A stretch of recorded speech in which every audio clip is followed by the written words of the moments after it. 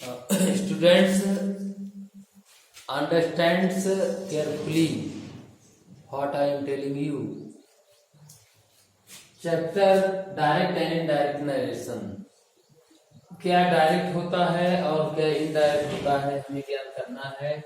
तो जैसे कि पूर्व की कक्षाओं में आपने पढ़ा होगा कि वक्ता की बात को ज्यों का त्यों कह देना डायरेक्ट नरेशन कहलाता है, और वक्ता की बात को ज्यों का त्यों न कह करके उसका भावार्थ प्रकट कर देना इनडायरेक्ट नरेशन कहलाता है। फिर इसके बाद आपने सुना होगा वक्ता जिस क्रिया से कोई बात शुरू करता है उसे हम रिपोर्टिंग वर्ब कहते हैं। फिर आगे वक्ता के द्वारा जो कुछ कहा जाता है उसे हम रिपोर्टेड स्पीच कहते हैं। इसके बाद बताया गया होगा कि यदि रिपोर्टिंग वर्ब सेट टू के बाद कोई ऑब्जेक्ट होता है तो सेट टू को टोल्ड में बदल दिया जाता है। टेंस में निम्नलिखित परिवर्तन हो जाते हैं, जैसे कि आपने थोड़ा सुना होगा कि प्रेजेंट के सब पास्ट में हो जाते हैं, प्रेजेंट इंट का पास्ट में, प्रेजेंट कॉन्टिन्यूअस का पास्ट कॉन्टिन्यूअस, प्रेजेंट परफेक्ट का पास्ट परफेक्ट और प्रेजेंट परफेक्ट कॉन्टिन्यूअस का पास्ट परफेक्ट कॉन्टिन्यूअस। पास्ट में उसका पास्ट परफेक्ट होता है, पास्ट कॉन्टिन्यूअस का past perfect continuous, past perfect no change और past perfect continuous no change. Future में विल का वुड, शैल का शुड, मे का माइट, कैन का कुड, मस्ट का मस्ट, आठ का आठ।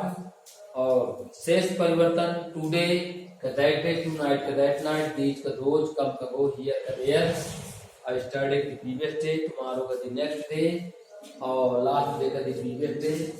ये परिवर्तन होते हैं। रूल होता है कि डायरेक्ट से इनडायरेक्ट बनाने पर रिपोर्टेड स्पीच में आए हुए फर्स्ट पर्सन के प्रोनाउन को रिपोर्टिंग वर्ब के सब्जेक्ट के पर्सन नंबर, जेंडर एवं केस के अनुसार रखते हैं। डायरेक्ट से इनडायरेक्ट बनाने पर मान लिया गया है Ashok said to me, common अटकामा, I am reading a book। ये दिया हुआ है उल्टा कामन। तो सबसे पहले हमें ये ध्यान देना है कि आपको बताया गया है कि रिपोर्टिंग में सेट टू के बाद कोई ऑब्जेक्ट होता है तो सेट टू को टोल्ड में बदल दिया जाता है। तो ये हो जाएगा अशोक टोल्ड मी, दैट लग जाएगा। इन्वर्टेड कामा के स्थान में दैट का उपयोग किया जाता है।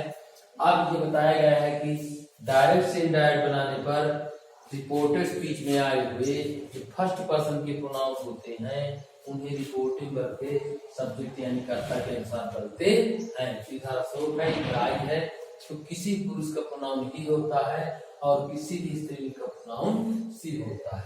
तो यहाँ हो जाएगा ही। अब ये किस टेंस में बात है, प्रेजेंट कॉन्टिन्यूअस में, तो बदलकर पास्ट कॉन्टिन्यूअस हो जाएगा। अर्थात he was reading a book हो जाएगा। अब इसके बाद आता है दूसरे नंबर पर, यदि रिपोर्टिंग वर्ब प्रेजेंट या फ्यूचर टेंस में हो तो रिपोर्टेड स्पीच के टेंस में कोई परिवर्तन नहीं होता है। मान लिया जाए यहां पर दिया है सुरेश सेज, कामन अटकामा, I am going to Kanpur. इसका कॉमन तो देखिए सेज है, इसका मतलब प्रेजेंट में है, तो आगे का जो टेंस होगा उसमें कोई परिवर्तन नहीं होगा। अर्थात ये हो जाएगा सुरेश सेज दैट, आई मिलेगा सुरेश के अनुसार तो हो जाएगा ही, लेकिन ही वाज नहीं होगा। आई के अनुसार आई है, तो के अनुसार ही हो जाएगा। He is going to Kanpur. इसी प्रकार फ्यूचर में आ जाता है अगर कोई वाक्य तो भी कोई परिवर्तन नहीं होता। प्रेजेंट में हो तो कोई परिवर्तन नहीं होता और फ्यूचर में होता है तो भी कोई परिवर्तन नहीं होता। जैसे सोहन दिल से, common of gamma, I am reading a book. तो ये हो जाएगा, यहां दिल से दिया हुआ है तो ये हो जाएगा सोहन दिल से ही रहेगा, और कॉमन ऑफ गामा आई मिलेगा सोहन के अनुसार हो जाएगा ही, लेकिन ही वाज नहीं होगा, आई के अनुसार आई तो ही के अनुसार he is reading a book हो जाएगी। अब देखिए, आपको जानकारी लेना है कि जिस प्रकार से रिपोर्टिंग और सेट के बाद कोई ऑब्जेक्ट होता है तो सेट कंट्रोल हो जाता है, उसी प्रकार से अगर इनके बाद सेज के बाद कोई ऑब्जेक्ट आ जाए तो सेज का टेल्स हो जाता है, और से के बाद कोई ऑब्जेक्ट आ जाए तो से का टेल हो जाता है, और बाकी शेष परिवर्तन वही रहते हैं, शेष परिवर्तन वही रहते हैं। अब आगे ये दिखाना है कि यदि रिपोर्टेड स्पीच में कोई सत्य घटना, ऐतिहासिक घटना अथवा सदैव सत्य पाई जाने वाली बात दर्शाई जाए तो रिपोर्टेड स्पीच के टेंस में कोई परिवर्तन नहीं होता है। जैसे मान लिया जाए द टीचर सेड, कॉमन पे gamma, the earth is round, यानी अध्यापक ने कहा कि पृथ्वी गोल है, तो ये बात क्या है, सत्य है। ऐसी स्थिति में वाक्य जो खत्म हो जाता है, अर्थात दी टीचर सेट का सेट होगा क्योंकि ऑब्जेक्ट नहीं है, और दैट ला करके उसके टेंस में परिवर्तन नहीं होगा, उसी का उतार देंगे, अर्थात दी अर्थ इज राउंड हो जाएगा। ये आ गया। तो ये प्रथम रूल के आधार पर जो डायरेक्ट से इनडायरेक्ट बनाने पर रिपोर्टेड स्पीच में आए हुए जो सेकंड पर्सन के प्रोनाउन होते हैं उन्हें रिपोर्टिंग करके सब्जेक्ट के पर्सन नंबर, जेंडर एवं केस के अनुसार करते हैं। अब दूसरा रूल आता है, डायरेक्ट से इनडायरेक्ट बनाने पर रिपोर्टेड स्पीच में आए हुए सेकंड पर्सन के प्रोनाउन को रिपोर्टिंग करके ऑब्जेक्ट के पर्सन नंबर, जेंडर एवं केस के अनुसार बनते हैं। फर्स्ट पर्सन के प्रोनाउन सब्जेक्ट के पर्सन नंबर, जेंडर एवं केस के अनुसार बनते हैं, लेकिन सेकंड पर्सन के प्रोनाउन को रिपोर्टिंग वर्ब के ऑब्जेक्ट के पर्सन नंबर, जेंडर एवं केस के अनुसार बनते हैं। जैसे मान लिया दिया है Suresh said to me, common inverted comma, you are going to college, ये दिया हुआ। तो हमें क्या ज्ञात करना है, सबसे पहले वाक्य की रूपरेखा देखेंगे। तो यहाँ पर देखिए सेकंड पर्सन का प्रोनाउन किया है, शेष परिवर्तन वही है जो अभी तक बताया था, अर्थात ये हो जाएगा सुरेश टोल्ड मी हो जाएगा और दैट बन जाएगा। दैट के बाद यू दिया हुआ है, यू हमारा कौन सा प्रोनाउन है, सेकंड पर्सन का है, तो जो सेकंड पर्सन का प्रोनाउन रिपोर्टिंग करके ऑब्जेक्ट माने का, अर्थात यू बोलेगा मी के अनुसार, तो मी करता कर क्या होता है आई, अर्थात ये आई हो जाएगा। अभी किस टेंस में वाक्य बना है, प्रेजेंट कंटीन्यूअस में, इसको बदलकर पास्ट कंटीन्यूअस हो जाएगा, अर्थात I was going to college, I was going to college. फिर इसके बाद हमें ध्यान देना है कि यदि रिपोर्टेड स्पीच में सेकंड पर्सन का प्रोनाउन दिया हो और रिपोर्टिंग वर्ब में ऑब्जेक्ट ना हो तो हम अपने से फर्स्ट पर्सन अथवा थर्ड पर्सन का कोई प्रोनाउन मान लेते हैं और उसी के अनुसार इनडायरेक्ट में परिवर्तन करते हैं। तो मान लिया दिया है यहाँ पर कि सोहन से comma comma you are working hard, comma. तो आप देख रहे हैं कि यहाँ यू दिया हुआ है और यहाँ ऑब्जेक्ट नहीं है। इस परिस्थिति में हम क्या करते हैं, इस परिस्थिति में हम जैसे यू दिया हुआ है, यहाँ ऑब्जेक्ट नहीं है, तो हमें ऑब्जेक्ट मानना पड़ेगा, क्योंकि रिपोर्टेड स्पीच में सेकंड पर्सन नाउन दिया हो और रिपोर्टिंग वर्ब में ऑब्जेक्ट ना हो, तो हम अपने से ऑब्जेक्ट मान लेते हैं और उसी के अनुसार इनडायरेक्ट परिवर्तन लाते हैं। फर्स्ट पर्सन प्रोनाउन मान सकते हैं, मी और अस मान सकते हैं, और थर्ड पर्सन में हिम मान सकते हो, हर मान सकते हैं, और फिर मान लिया हिम मान लेते हैं, ये हो जाएगा सोहन टोल्ड हिम। इसके बाद एक बार फिर काम दैट हो जाएगा, दैट के बाद यू आएगा, यू इसी हिम के अनुसार बदलेगा जो हमने माना है, तो हिम तो कर्ता कारक ही होता है, अर्थात यहाँ ही हो जाएगा। ही अब देखिए प्रेजेंट कंटीन्यूअस से बदलकर पास्ट कंटीन्यूअस से आएगा, अर्थात ही वाज वर्किंग हार्ड, ये बने। तो सेकंड पर्सन के प्रोनाउन भी हो जाते हैं।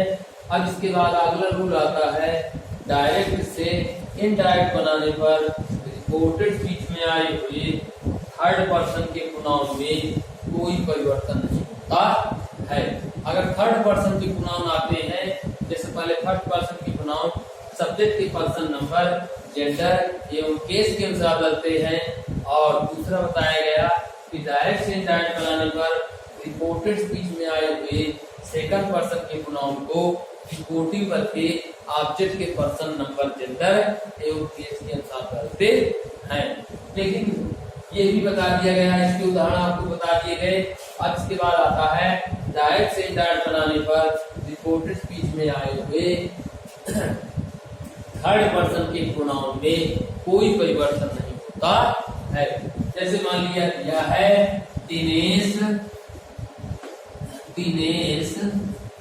सेड टू मी, कॉमन और बेकामा, ही इज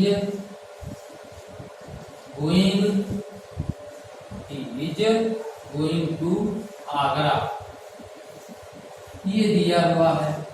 तो देखिए सेट टू का तो टोटल होगा, अर्थात दिनेश टोल्ड मी होगा और दैट लग जाएगा।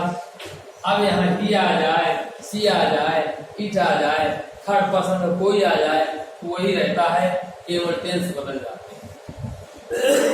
तो यहाँ ही होगा, he was going to Agra, ये फुल स्टॉप हो गया और आपको तो देखिए आपके तीनों प्रोनाउन बताए गए। फर्स्ट पर्सन के प्रोनाउन सब्जेक्ट के पर्सन नंबर, जेंडर एवं केस के अनुसार होते हैं, और सेकंड पर्सन के प्रोनाउन रिपोर्टिंग वर्ब के ऑब्जेक्ट के पर्सन नंबर, जेंडर एवं केस के अनुसार होते हैं, और थर्ड पर्सन के प्रोनाउन यानी डायरेक्ट से इनडायरेक्ट बनाने पर रिपोर्टेड स्पीच में आए हुए थर्ड पर्सन के प्रोनाउन में कोई परिवर्तन नहीं होता है।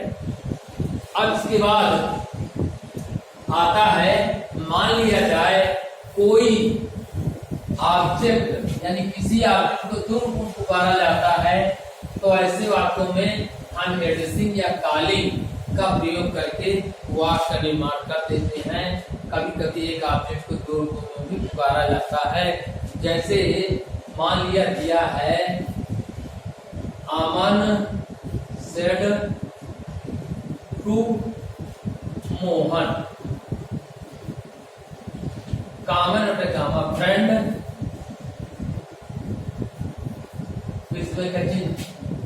You are not